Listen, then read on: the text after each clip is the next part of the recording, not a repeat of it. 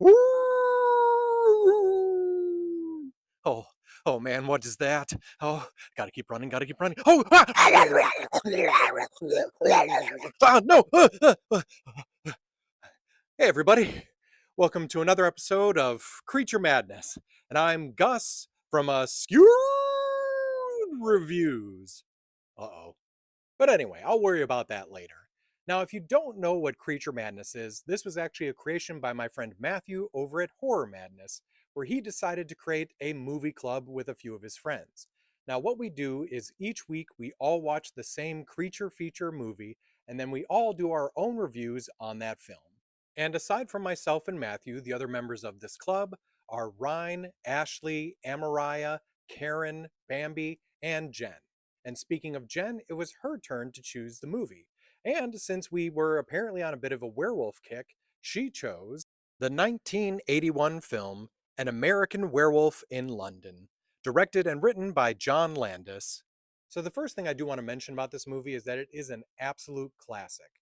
What's funny though is it's probably been over 20 years since I had last seen it. And unfortunately, and I'm sure some of you will understand this, I hate when I over romanticize something and then I rewatch it and it's like, oh man, this is good, but it wasn't as good as I remembered. Now, I'm definitely not saying that this is a bad movie, just a little slow at times, and some other things that I'll mention near the end here. But let me tell you more about the concept to see if this is something that you'd like to check out for yourselves if you haven't already done so. So, our film starts off with us meeting two of our main characters, David and Jack. These are two best friends from America who have decided to go backpacking throughout England. Now, when we first meet them, they're making their way through the English countryside, and they end up stumbling upon a pub called the Slaughtered Lamb. It's here where they meet a group of individuals that seem very odd and very off. David and Jack quickly get the understanding that they are not welcome, so they decide to head back out even though it sounds like it's about to start raining.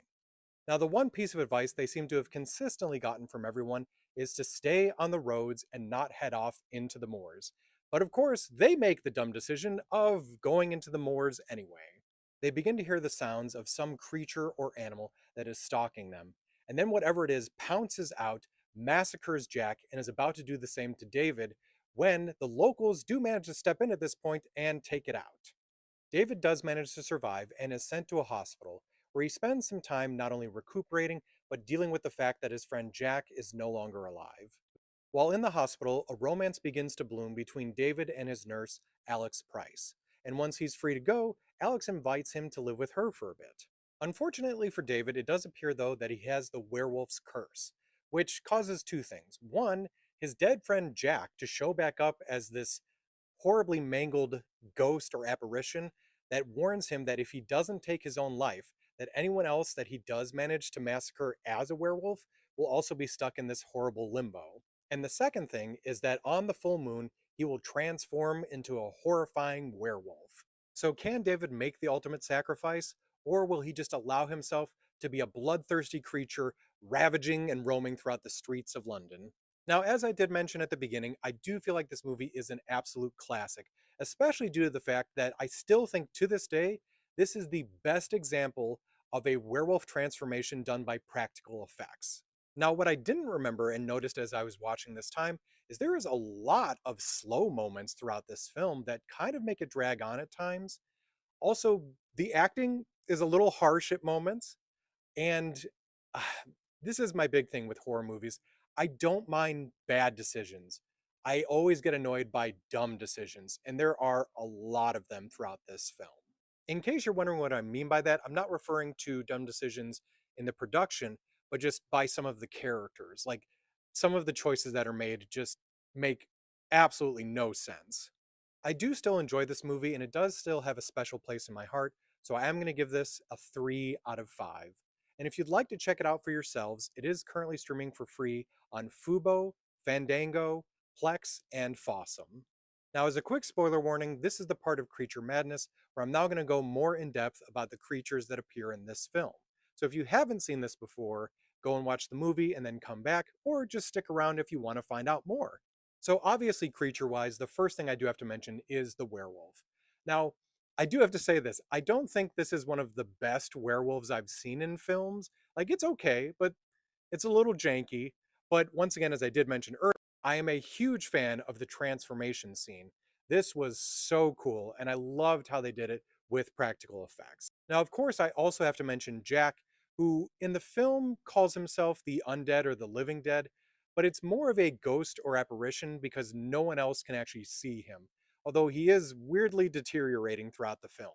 I also want to mention the demon soldiers that in the nightmare sequence bust into David's home and annihilate all of his family.